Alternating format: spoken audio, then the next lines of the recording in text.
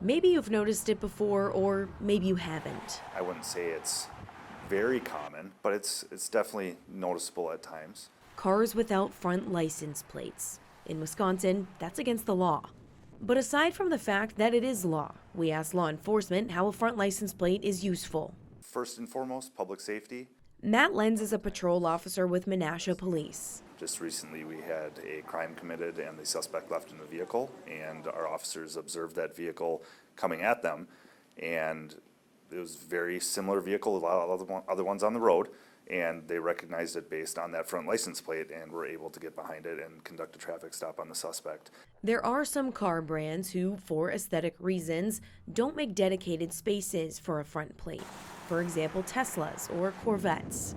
However, most of those brands still include a kit to mount a front license plate for those who live in one of the 31 states where they're required. Did you know when you first got that a front license plate is required by Wisconsin law?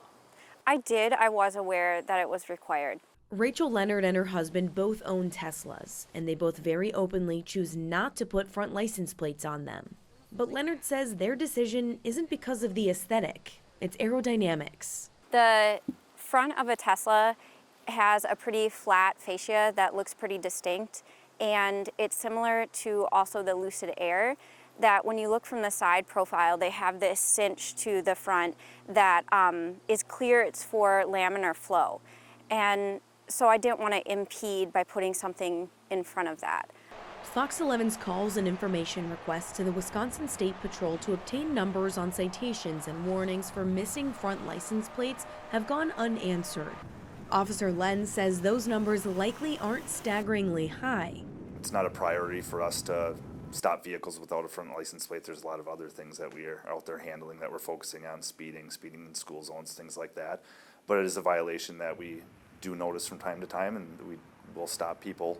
And officials say it's especially important for electric vehicles because a more recent Wisconsin law requires these stickers on both license plates. Those stickers are very important because it tells our firefighters, it tells our battalion chief that we're dealing with a high-powered electric vehicle.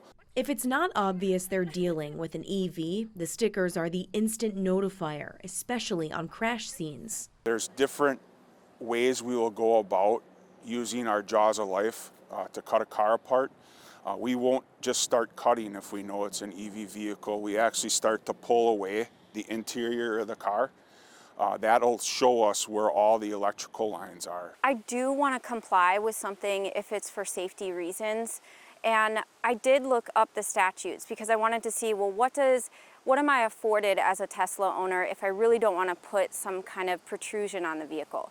Leonard hopes if there are reasons beyond the aesthetics that car makers don't add front license plates, that states like Wisconsin will somehow meet halfway to find a solution for those drivers. But for now. No, it is illegal to drive around without a front license plate.